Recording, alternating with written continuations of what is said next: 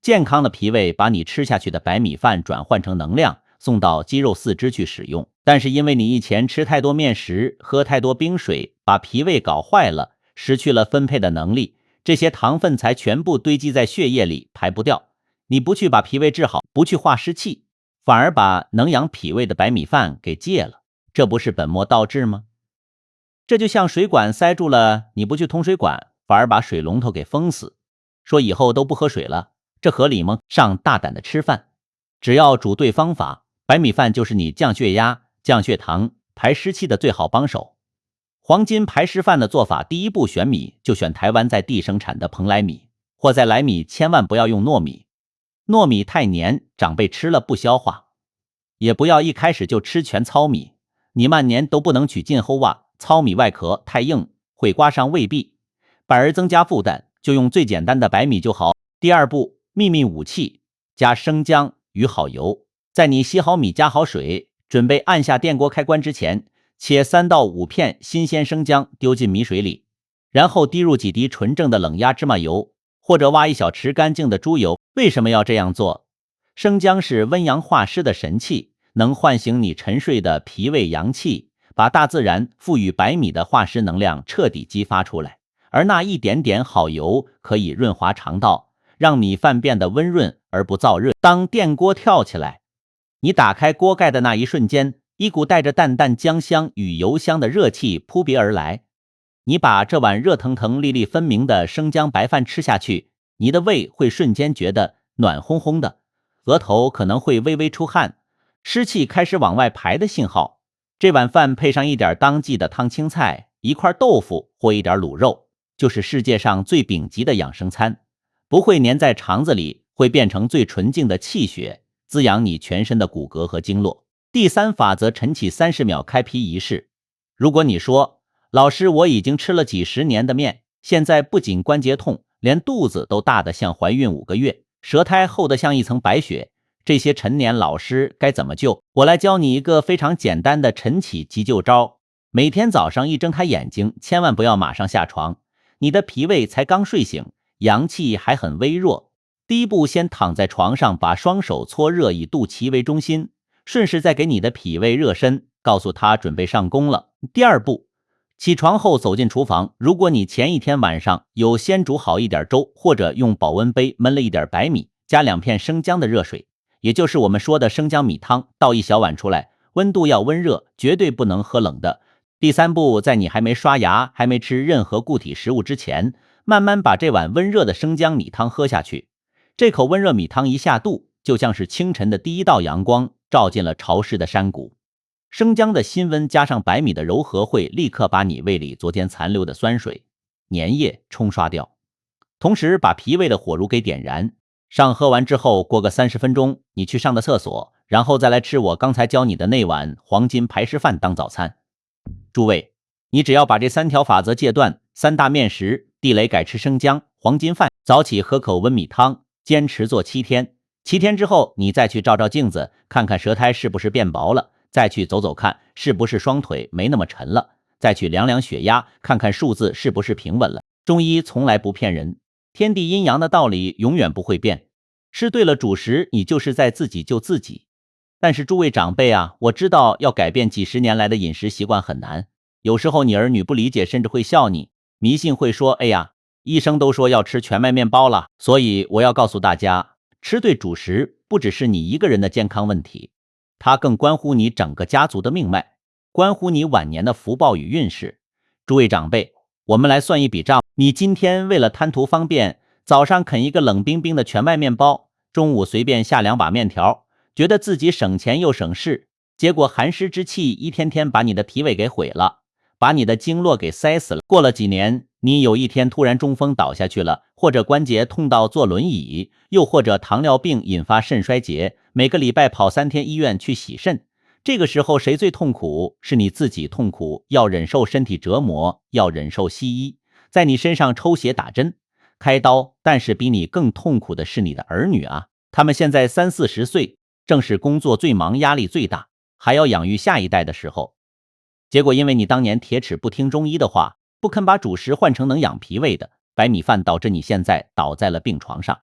你的儿女必须向公司请假，甚至辞掉工作来医院照顾你。你辛苦攒了一辈子出国念书的，现在全部变成一张张医药费送进了西医的口袋。你以为你随便乱吃，伤害的只是你一个人吗？你错了，你的健康就是你们这个家最大的风水，就是你们家族最大的运势。你的身体不只是你一个人的，你把自己照顾好，就是在为这个家积福报。我们中国人常说积善之家，不痛不喘，血压正常不需要。我们中国人常说积善之家，必有余庆出来。它是最大的善体，开始你去庙里占了多少香，换空期治家的善。中医讲的阴阳五行，不只是治病的医理，更是天地的天理。你顺应天理，让脾胃得到温暖的滋养，你的体内就会充满阳气。一个充满阳气的长辈，就像是家里的一颗太阳，能镇住家里的磁场。诸位，从明天早上开始，把冰箱里那些发酵面包、冷藏凉面、化学添加的死面条通通给我扔掉，不要再被那些不懂阴阳的西医营养学给骗了。